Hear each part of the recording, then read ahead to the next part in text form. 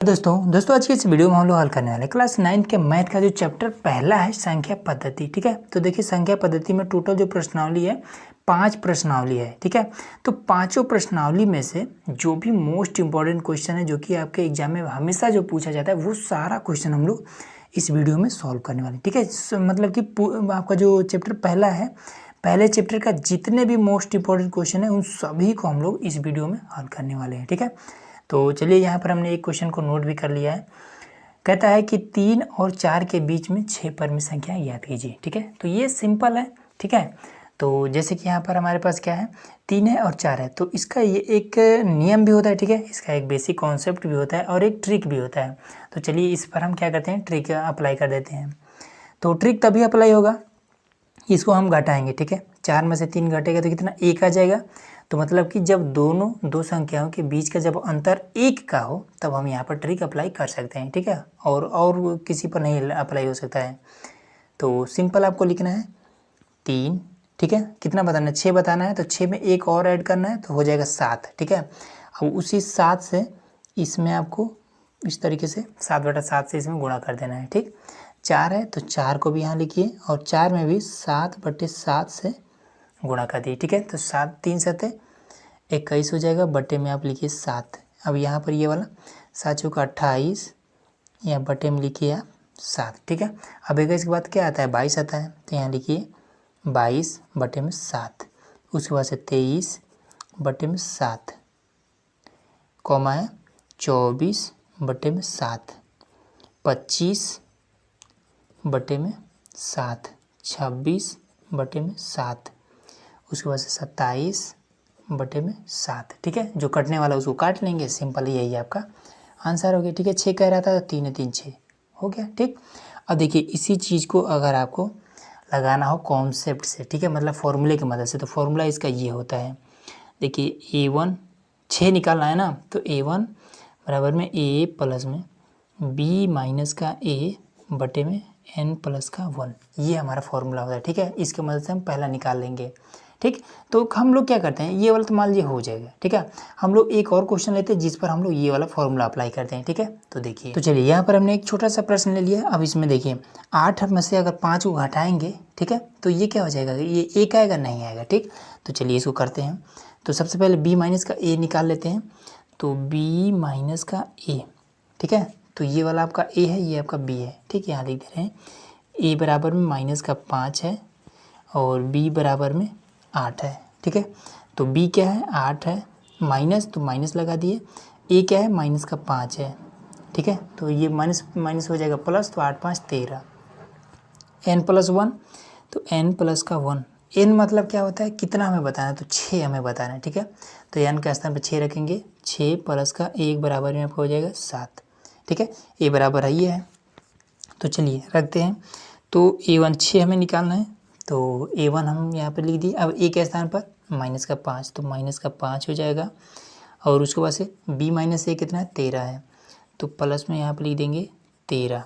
ठीक है, N plus 1 कितना है, तो 7 है, यहाँ पर लिख देंगे 7। अब हर बराबर कर देंगे, सिंपल आपका आंसर आ जाएगा। तो 7 से ऊपर ही से गुणा कर देंगे, तो 7 बचे 35, माइनस का हो जाएगा 35, प्लस का आपका हो जाएगा 13 बटे में हो जाएगा 7। तो आपका आंसर कितना आ जाएगा, इसको घटा देंगे तो बचेगा 2, फिर यहाँ पर आप कटेगा 2। ठीक है, माइनस का 2 बटे में 7, ये पहला निकाल लिया। ठीक है, अब देखते जाइएगा इसमें क्या करना पड़ेगा। ये पहला था, जब पहला है तो इसमें गुणे 1 करेंगे। ठीक, तो गुणा से 1 करेंगे तो उसमें कोई अंतर तो होगा नहीं। अब देखिए दूसरा निकालना होगा, तो सिंपल आपको माइनस का 5 रखना है, प्लस में यही वाला 13 रखना है, 13। अब दूसरा निकालें तो इसमें गुणे 2 कर देंगे। ठीक है, गुणे 2 कर दिए।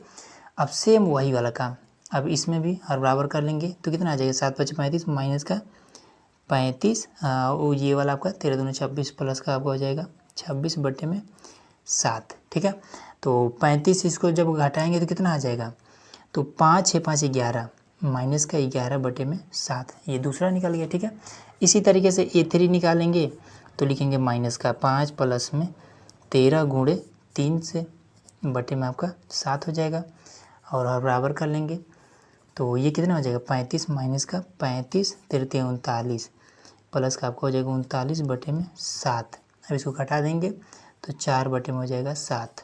ठीक है। तो इस तरीके से हमने 3 इजीली निकाल दिया। तो इसी तरीके से 3 और आप निकाल लीजिएगा, ठीक है। तो ये था।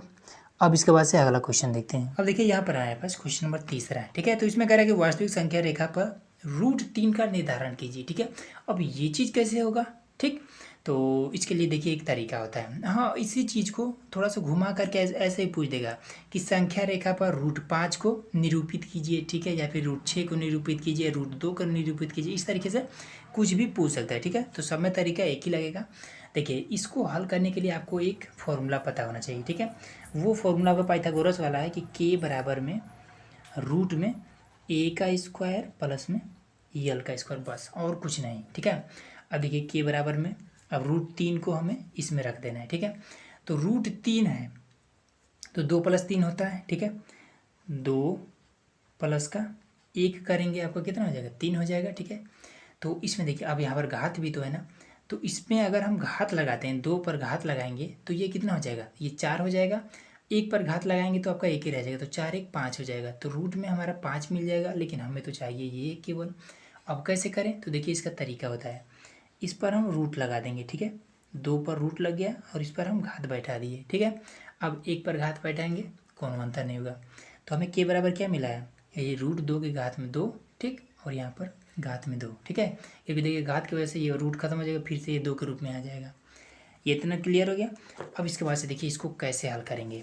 सबसे पहला काम कि आपको एक लाइन खींचना है, ठीक है। कितना भी बड़ा लाइन खींच सकते हैं, कोनो दिक्कत नहीं। ये हमने लाइन खींच लिया, ठीक है। अब हम क्या करते हैं, इसमें 1 इंच लेते हैं, ठीक है। तो इधर वाला ये आपका सेमी है, इधर वाला इंच है, ठीक है। तो सबसे पहले कि √2 को हम किस तरीके से लिख सकते हैं।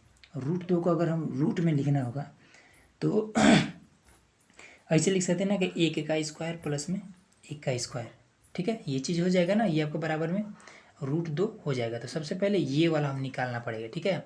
√2 निकालना पड़ेगा, उसके बाद से ये आपका √3 निकलेगा, ठीक। तो देखिए सबसे पहला काम आपको आधार है ना, तो आधार 1 लेना पड़ेगा। तो हम 1 इंच ले लेते हैं, ठीक है, क्योंकि सेमी में छोटा हो जाएगा।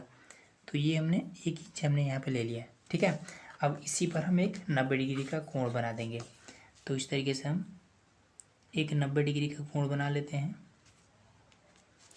और इसको हम मिला देंगे, ठीक। यही इसका प्रोसेस होता है करने का, ठीक। अब इस पर हमारा आधार हमने 1 इंच लिया है, तो लंब भी हम क्या करेंगे, ये लंब है तो लंब भी हम 1 इंच लेंगे। तो चलिए इधर भी ले लेते हैं। तो ये आपका यहाँ से और यहाँ तक 1 इंच हो जाएगा, ठीक है। अब सिंपल इसको हम मिला देंगे। तो ये हमने मिला दिया, ठीक। अब इसमें ये आपका 1 है, ये आपका 1 है। अब ये वाला जो हमें मिला है रेखा, इसको कहते हैं √2। क्लियर हो गया ना, क्योंकि 1 और 1 आधार 1 हमने लिया है, लंब 1 लिया है, तो ये कर्ण हमें क्या मिल चुका है, ये हमारा √2 मिल चुका है, ठीक है। अब यहाँ पर हमें यहाँ पर क्या मिल चुका है, जैसे कि अगर √3 को हमें दर्शाना होगा तो हमें एक बार रूट का 2 चाहिए और एक बार 1 चाहिए। तो देखिए ये मान लीजिए आधार है ना, ये मान लीजिए हमारा आधार √2 मिल चुका है, ठीक है। अब इसी पर हम एक लंब खींच देंगे। तो इसी तरीके से सिंपल आपको यहाँ से और ये हमारा हो जाएगा लंब। अब इस तरीके से हम इस पर बैठा देंगे ये, ठीक है। तो ये तो हमारा √2 है। अब एक और हमें चाहिए, तो 1 इंच हम इस पर ले लेंगे। तो ये हमने यहाँ से कहीं से भी इंच वाले में आप खींच सकते हैं। तो ये हमने 1 इंच ले लिया है, ठीक है। अब सिंपल इसको यहाँ से मिला देंगे, ये हमने मिला दी, ठीक है। तो ये वाला जो लाइन मिला है यही हमारा √3 मिल चुका है, ठीक है। इसी को निकालना था, लेकिन अब इस चीज़ को हमें इस संख्या रेखा पर दर्शाना है ना, तो उसके लिए हमें क्या करना पड़ेगा, एक प्रकार की ज़रूरत पड़ेगी। अब देखिए यहाँ पर हमारे पास प्रकार आ चुका है। अब इसको हम क्या करेंगे, प्रकार में यहाँ से यहाँ तक की दूरी को भरेंगे, ठीक है। यहाँ तक की दूरी को हम भरेंगे और इस पर इस तरीके से लाएंगे। ये हमारा यहाँ पर आ चुका है, ठीक है। अब देखिए यहाँ से ले करके और यहाँ तक की जो बीच की दूरी होगी यही आपका हो जाएगा √3। नाम दे देंगे A B, इसको भी कुछ नाम देते हैं C, इसको भी नाम देते हैं D, इसको नाम देते हैं E। बस सिंपल आपका हो जाएगा आंसर। तो इस तरीके से कोई भी है आपको इसी तरीके से करना पड़ेगा। ठीक है, अगला देखिए। अब देखिए यहाँ पर हमारे पास क्वेश्चन नंबर 4, तो इसमें कह रहा है कि दिखाइए कि 0.003 ये इस तरीके से लिखा हुआ, मतलब कि ये जो 3 है आपका अनंत तक जाएगा। ठीक है, बराबर में 0.3 के यहाँ पर देखिए सर पे लगा, इसको कहते हैं बार। ठीक है, ये सर पे लगा, सर पे बार ही होता है, समझ जाइएगा कि ये आपका क्या है, बार है। ठीक है, तो इसको हम क्या पढ़ेंगे 0.3 बार। ठीक है, तो को P/Q के रूप में व्यक्त किया जा सकता है, मतलब इसको हमें परमेय संख्या के रूप में दर्शाना है। ठीक है, ये दशमलव के रूप में है, इसको हमें परमेय संख्या के रूप में ले जाना है। कैसे करेंगे? और हाँ, यहाँ पर कुछ लोग कन्फ्यूजन होगा कि ये इसके बराबर ये क्यों हो, तो या फिर केवल इतना लिखा रहे तब वो वही बात है, और केवल इतना लिखा रहे तो भी वही बात है। ठीक है, मतलब कि 0.333 जब अनंत तक जाए तो इस चीज़ को हम इस तरीके से भी लिख सकते हैं कि 0.3 बार। ठीक है, इस बार का मतलब ये हो कि 3 अनंत तक रिपीट हो रहा है। क्लियर हो गया इतना? अब आइए इसको करते हैं। तो किसी भी चीज़ को ले सकते हैं, इसको भी चाहे तो ले सकते हैं और इसको भी चाहे तो ले सकते हैं। ठीक है, तो यहाँ पर क्वेश्चन है हमारा कि 0.3 बार। ठीक है, तो इसको हम मान लेते हैं कि माना x बराबर में 0.333 ये आपका अनंत तक। ठीक है, इसी चीज़ को हमने यहाँ पे इस रूप में लिख दिया है। अब इतना क्लियर हो गया। अब इसके बाद से क्या करेंगे, इसको मान लेंगे समीकरण 1। ठीक है, अब इसमें हमें क्या करना है कि इस दशमलव को इससे, यहाँ दशमलव का आगे कितना अंक है, कोई अंक नहीं है। ठीक है, तो जब कोई अंक नहीं होता है तो इस दशमलव को हम क्या करेंगे, एक अंक पीछे ले जाएंगे। ठीक है, अब पीछे ले जाने के लिए क्या करना पड़ेगा, दोनों तरफ 10 से गुणा कर दीजिए, सिंपल है। तो दोनों तरफ गुणा कर देंगे तो लिख देंगे कि दोनों पक्षों में दोनों तरफ 10 से गुणा करने पर। ठीक है, तो 10 से गुणा करेंगे तो ये आपका 10x हो जाएगा, ये आपका 3.333 ये आपका। देखिए अनंत तक जब जा रहा है तो कितना भी दशमलव इधर लाइए या क्या होगा आपका, ये अनंत तक ही रहेगा। ठीक है, इसको मान लेते हैं समीकरण आपका 2। अब समीकरण 1 और 2 को घटा देंगे। ठीक है, तो लिख देंगे कि 10x बराबर में 3.333। ठीक है, अब इसको ले आएंगे तो x बराबर में ये आपका 0.333 अनंत तक चला जाएगा। ठीक है, माइनस कर देंगे, यहाँ भी माइनस कर देंगे। ठीक है, देखिए दशमलव बस ये भी अनंत तक जा रहा है तो कट जाएगा, ये भी अनंत तक जाएगा तो ये दोनों आपस में कट जाएंगे। ठीक, अब यहाँ से 0 जब 3 में से घटेगा तो क्या बचेगा, 3 बचेगा। 10x में से 1 x घटेगा तो 9x बचेगा, बराबर में 3 है। तो x बराबर में क्या हो जाएगा, 9 को इधर कर देंगे, 3/9। अब सिंपल इसको हम काट देंगे। ठीक है, 3 का 3, 3 3 9, तो x बराबर में 1/3। सिंपल, ये आपका P/Q के रूप में हो गया, P के स्थान पर 1, Q के स्थान पर ये 3, सिंपल आपका आंसर हो गया। ठीक है, और भी देखिए। अब देखिए 5वां प्रश्न, तो इसमें क्या कह रहा है कि परिमेय संख्याओं 5/7 और 9/11 के बीच में 3 अलग अलग अपरिमेय संख्याएं ज्ञात कीजिए। अपरिमेय की बात कर रहे हैं यहाँ पे। देखिए परिमेय संख्या अगर पूछता तो फिर हम फॉर्मूला लगा देते, जो कि आपको हमने शुरू में ही बता रखा था। ठीक है, क्वेश्चन नंबर 2 में। लेकिन अपरिमेय ये चीज़ कैसे होगा, ठीक है, तो देखिए इसके लिए भी तरीका बताता हूँ। सबसे पहले कि 7 से आप 5 में भाग करेंगे। ठीक है, तो हमने ऑलरेडी कर दिया है। तो 5 में जब आप 7 से भाग करेंगे तो आपका आएगा कितना, 0.714 और उसके बाद से 28 और भी ये आगे चलता जाएगा। ठीक है, ये इतना आएगा। जब 9 में 11 से भाग करेंगे तो आपका आ जाएगा 11 से ना, तब आपका आ जाएगा 81। ये आपका अनंत तक आता ही रहेगा। इतना क्लियर हो गया। अब इसके बाद से देखिए अपरिमेय संख्या एक्चुअल में होता क्या है। ठीक है, तो देखिए दशमलव में ही यहाँ पर हमें बताना है।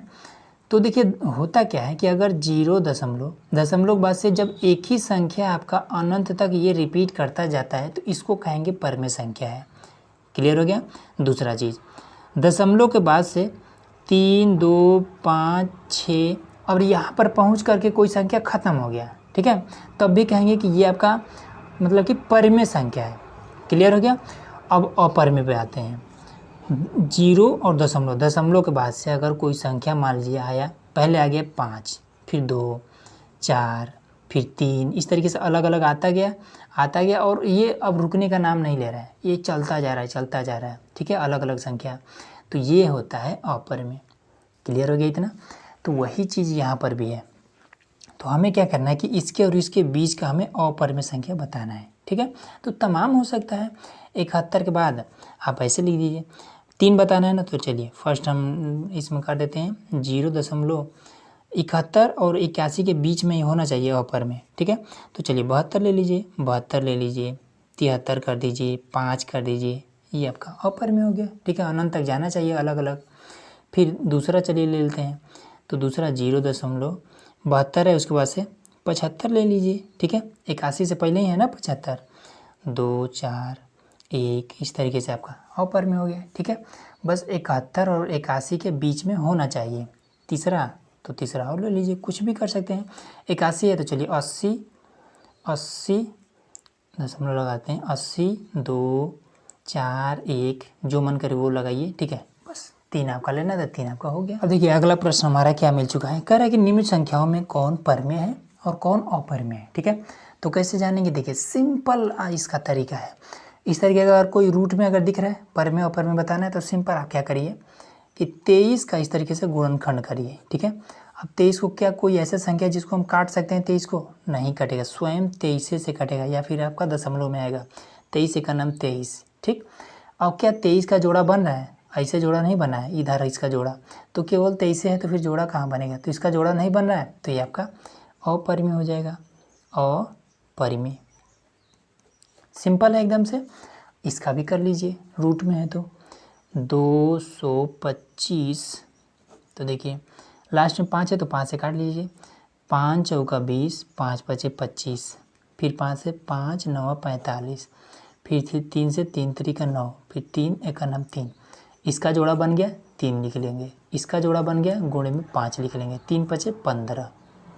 मतलब कि ये वाला जो 225 है ये 15 के रूप में बाहर निकल सकता है, ठीक है। अगर कोई भी संख्या रूट में नहीं है, ठीक है, दशमलव में नहीं है, ठीक है, दशमलव के भी कुछ नियम होते हैं, तो वो क्या होगा, अगर रूट में नहीं, सिंपल समझिए, जब रूट में नहीं है तो ये आपका परिमेय है, ठीक है। अब जैसे यहाँ पर इसमें समझते हैं, ये आपका क्या है, परिमेय है, परिमेय। अब इसमें देखते हैं, इसमें होता क्या है कि दशमलव में है, ठीक है, और ये आगे जाते जाते मान लीजिए 6 पर रुक गया, ठीक है, अब आगे नहीं जा रहा है, तो ये क्या है, दशमलव के बाद ये वाला संख्या 4 तक पहुंचा है, मतलब कि 1 2 3 4 अंक तक पहुंचा है, यहीं पर रुक गया है, ठीक है, अनंत तक नहीं पहुंचा है, तो भी ये आपका होगा परिमेय। ये भी क्लियर हो गया। उसके बाद से देखिए दशमलव के बाद ये 6 अनंत तक रिपीट हो रहा है, ठीक है, लेकिन क्या है, एक ही अंक क्या अनंत तक है, तो ये भी आपका हो जाएगा परिमेय। बस सिंपल आपका यही आंसर हो गया, ठीक है ना। परिमेय और अपरिमेय समझ में आ गया। अगला देखिए, अब देखिए 7वां नंबर प्रश्न में, ठीक है, इसमें देखिए क्या है कि 2√2, ठीक है, प्लस में 5√3 और 2 ठीक है, ये 2 है आपका रूट में ही है, माइनस में 3√3 को जोड़िए। अब इसको कैसे जोड़ेंगे, देखिए कुछ लोग क्या करते हैं कि इसमें इसको जोड़कर और इसको जोड़ करके लिख देते हैं, रूट वाला रूट के साथ, इसको इसके साथ जोड़ के लिख दिए, ये आपका गलत होता है, ठीक है। ऐसा नहीं करें, ऐसे करेंगे तो फिर आपका 100% गलत है। देखिए इसको क्या करना है, सबसे पहले इसको और इसको जोड़ना है, ठीक। तो ऐसे लिखेंगे कि 2√2 प्लस में 5√3, ठीक है। इसको और इसको जोड़ना है, तो और के स्थान पर हम लिखेंगे प्लस 2√2 माइनस का 3√3। क्लियर हो गया इतना। अब इसके बाद से देखिए रूट को देखना है, ठीक है, तो ये वाला √3 और ये वाला √3, ये क्या है, इन दोनों को हम जोड़ सकते हैं, ठीक है, ना कि इसको, ठीक है। रूट का जोड़ हमेशा सेम वाला होता है, मतलब जैसे रूट में 2 ये भी है, रूट में 2 ये भी है, तो ये आपका जुड़ सकता है, ठीक है, इसके आगे चिन्ह है तो देखिए 2√2 और 1√2 कितना हो जाएगा, आपका हो जाएगा 3√2, ठीक है। ये सेम था इसलिए हमने जोड़ दिया, आगे इसके क्या है उससे कोनो मतलब नहीं है, ठीक। अंदर वाला सेम होना चाहिए जोड़ में, ठीक है, गुणा में अलग अलग होता है तो जो हो जाता है। अब यहाँ पे देखिए इसके आगे माइनस है, लेकिन ये रूट वाला तो सेम है, तो 3√3 और 5√3 तो घटाना पड़ेगा, तो कितना हो जाएगा, तो 5 में से 3 घटेगा तो कितना हो जाएगा 2, ये वाला बड़ा है तो लिखेंगे प्लस का 2 और रूट का 3 ऐसे ही रहेगा, सिंपल, ये इसका तरीका होता है, यही आपका आंसर हो जाएगा। ठीक है, ये इस तरीके से क्लियर हो गया, छोटा सा ही था। अगला देखिए, अब देखिए यहाँ पर हमारे पास है, तो यहाँ पर रूट का 6 रूट 5 है और 2 रूट 3 हमें गुणा करना है। ठीक है, इन दोनों का हमें गुणा करना है। ठीक है, तो देखिए इसमें होता क्या है, अगर रूट में अलग अलग है तो इसको हम जोड़ घटा नहीं सकते हैं, लेकिन गुणा कर सकते हैं। ठीक है, तो देखिए 6 दूना 12, ये आपका हो जाएगा 12, रूट में ये 5 दें 15, सिंपल यही आपका आंसर हो जाएगा। ठीक है, उसी तरीके से एक और प्रश्न है कि अगर देता है रूट का 3 गुणे रूट का 3, ठीक है, तब हम बराबर में इसको क्या लिखेंगे, इसको हम लिखेंगे 3। कैसे, तो 3 तरीका 9, रूट में आपका लिख देंगे 9 और 9 को हम इजीली बाहर निकाल सकते हैं, इसलिए इसको लिखा जाता है 3। क्लियर हो गया इतना। आगे देखिए, अब देखिए यहाँ पर हमारे पास अगला प्रश्न है, इसमें कह रहा है कि निम्न व्यंजकों को सरल कीजिए। ठीक है, तो जो इसमें दिया रहेगा उसको कर देना है, तो इस वाले ब्रैकेट का गुणा इस वाले ब्रैकेट के साथ करना है। ठीक है, तो सिंपल 5 का गुणा इसके साथ, 5 गुना आपका हो जाएगा 10, फिर इसी 5 का गुणा इसके साथ भी, तो क्या हो जाएगा 5 रूट में 7, फिर इसका गुणा इसके साथ, तो प्लस में 2 रूट में 7, फिर इसका गुणा इसके साथ, तो कितना हो जाएगा रूट में 7 गुणे रूट में 7। ठीक है, अब इसके बाद से क्या करेंगे, जब देखेंगे जब आप मामला प्लस प्लस का है तब हम क्या करेंगे कि इसमें देखेंगे सेम सेम है, तो ये और ये सेम है, तो 2 रूट 7 और 5 रूट 7 कितना हो जाएगा, दोनों जुड़ जाएगा, तो 5 और 2 7, तो लिखेंगे 10 प्लस में 7 रूट में 7, फिर ये वाला दोनों आपस में गुणा हो जाएगा, तो कितना हो जाएगा ये आपका 49 हो जाएगा। ठीक है, अब 49 हो जाएगा, तो 49 को हम बाहर निकाल सकते हैं 7 के रूप में, 7 7 49, तो 10 प्लस में 7 रूट में 7 प्लस का 7, अब ये और ये साथ में जोड़ देंगे, तो हो जाएगा 17 प्लस में 7 रूट में 7। ठीक है, अब देखिए कुछ लोग क्या करेंगे कि इन दोनों को भी जोड़ देंगे, ऐसा नहीं होता है क्योंकि ये इसके साथ है। ठीक है, इसके साथ हम नहीं जोड़ सकते, यही आपका आंसर हो जाएगा। ठीक, अब इसमें देखिए, अब कुछ लोग क्या करेंगे, इसको एकदम से आसानी से हल कर देंगे। कैसे, 7 है और 3 है, इन दोनों को जोड़ करके स्क्वायर कर देंगे और आंसर आ जाएगा, लेकिन वो गलत आंसर होगा। ठीक है, इसको हल करने का तरीका यही होता है कि इस पर हम a प्लस बी का होल स्क्वायर लगाएं, a प्लस बी का होल स्क्वायर बराबर में a स्क्वायर प्लस का b स्क्वायर प्लस का 2ab। ठीक है, तो ये चीज़ हमारे पास है, हम इस रूप में हमें लिखना है, a ये है b ये है। ठीक है, तो हम इसको लिखेंगे a का स्क्वायर मतलब कि रूट 3 का स्क्वायर, b का स्क्वायर मतलब कि रूट 7 का स्क्वायर, प्लस में 2 गुणे रूट 3 गुणे रूट का 7, इसकी वजह से ये ख़त्म हो जाएगा, बचेगा 3, इसकी वजह से ये ख़त्म हो जाएगा, बचेगा 7, फिर ये प्लस का 2, और ये अलग अलग हो तो गुणा हो सकता है, जोड़ घटाव नहीं हो सकता। ठीक है, तो ये कितना हो जाएगा, तो 7 तरीके 21, रूट में आपका 21। ठीक है, अब ये दोनों जोड़ देंगे, तो 10 प्लस में 2 रूट में 21, सिंपल ही आपका आंसर हो गया। ठीक, अगला देखिए, अब देखिए अगला प्रश्न है, इसमें कह रहा है कि 1/2 प्लस में रूट 3 के हर का परमेयीकरण कीजिए। ठीक है, ऊपर वाला अंश होता है, नीचे वाला हर होता है। ठीक है, हर का हमें परमेयीकरण करना है, कैसे करेंगे देखिए, 1 लिखिए बटे में 2 प्लस में रूट का 3 लिखिए। ठीक है, अब नीचे वाला जो भी यहाँ पर संख्या है, ठीक है, इसके अपोजिट चिन्ह से हम गुणा कर देंगे। कैसे, 2 है तो 2 लिखेंगे, रूट 3 है तो रूट 3 लिखेंगे। ठीक है, अब यहाँ पर प्लस है तो माइनस लगा देंगे, यही अपोजिट चिन्ह होगा। ठीक है, फिर यही सेम नीचे भी 2 माइनस का रूट का 3। ठीक है, अब यहाँ पर 1 से गुणा इसमें करेंगे, कुछ नहीं होगा, फिर इसका गुणा इसमें करेंगे। ठीक है, तो देखिए एक एक से आप गुणा करिए, या फिर आप एक फॉर्मूला मन में बैठाए रखिए कि a प्लस बी और a माइनस का b बराबर होता है a का स्क्वायर माइनस का b स्क्वायर। ठीक है, ये फॉर्मूला अगर मन में याद रखेंगे तो फटाक से हो जाएगा। तो 1 का गुणा इसमें करेंगे तो कोई अंतर नहीं पड़ेगा, आपका हो जाएगा 2 माइनस का रूट का 3। अब नीचे क्या हो जाएगा आपका, तो a आपका ये है, b आपका ये है। ठीक है, तो a का स्क्वायर मतलब कि 2 का स्क्वायर, बीच में माइनस है तो माइनस लगा देंगे, b का स्क्वायर मतलब कि रूट 3 का स्क्वायर, तो रूट 3 का स्क्वायर कर देंगे। ठीक है, तो अब ये ऊपर वाला तो वैसे ही रहेगा कि 2 माइनस का रूट का 3 बटे में आपका 2 दूना 4 हो जाएगा, इसके वजह से ये कट जाएगा, तो माइनस का 3 हो जाएगा। ठीक है, अब यहाँ पर क्या हो जाएगा, 4 में से 3 जाएगा तो 1 बचेगा, तो आपका सिंपल हो जाएगा 2 माइनस का रूट का 3 बटे में 1 का कोई मतलब नहीं होता है। ठीक है, यही वाला आपका केवल आंसर हो जाएगा, सिंपल। ठीक है, अगला देखिए। अब देखिए अगला क्वेश्चन, इसमें दिया है कि 32 घात में 1/5, इसका मान क्या होगा, ये चीज़ हमें ज्ञात करना है। ठीक है, तो सिंपल आपको क्या करना है, 32 का गुणनखंड करिए, लिखिए 32, 2 से काटिए। ठीक है, 2 से 16, फिर 2 से काटेंगे तो 2 अट्ठे 16, फिर 2 चौका 8, फिर 2 से काटेंगे तो कितना हो जाएगा, 2 दूना 4, फिर 2 से 2 एक का नाम 2, कितनी बार 2 है, 1 2 3 4 5। तो इस चीज़ को हम कैसे लिख सकते हैं, इसको हम लिख सकते हैं 2 की घात में 5, ऐसे लिख सकते हैं। और घात में जो लगा है उसको हम ऐसे लिख देंगे 1/5। इतना क्लियर हो गया। अब इसके बाद से एक नियम होता है कि अगर घात के ऊपर घात के ऊपर घात के ऊपर चाहे जितना भी घात हो, तो नियम यही होता है कि उस घात को घात के साथ गुणा कर सकते हैं। तो हम इसको गुणा कर देंगे, 2 की घात में 5 है, गुणे में 1/5 कर देंगे। अब इस वाले 5 से ये वाला 5 कट जाएगा, ऊपर नीचे है तो बचेगा कितना, 2 की घात में केवल 1। ठीक है, 2 की घात में 1 का मतलब कि 2 ही आपका आंसर हो जाएगा।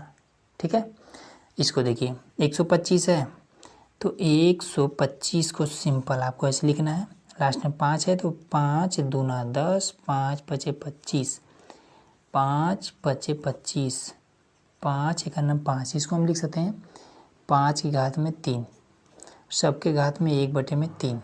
अब घात के ऊपर घात हो तो गुणा कर सकते हैं, तो 5 की घात में 3 गुणे 1/3, इससे ये कट जाएगा, तो 5 की घात में 1 बराबर में 5, सिंपल आपका आंसर हो गया। अगला देखिए क्वेश्चन नंबर 12। तो इसमें क्या कर रहा है कि 1/3 की घात में 3 है, ठीक है, और घात में यहाँ पर 7 है, फिर यहाँ पर 11 घात में 1/2 बटे में फिर 11 घात में 1/4।